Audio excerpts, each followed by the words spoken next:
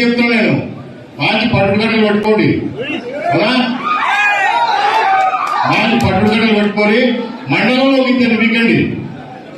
మండలంలో ఇద్దరు నింపితే వాళ్ళకే అర్థమవుతుంది తిరగకూడదు సార్ ఒకవేళ మీకు సాధకాలు చెప్పండి నేను పంపిస్తాను కార్యకర్తలు బంపర్ ఆఫర్ ఇస్తున్నా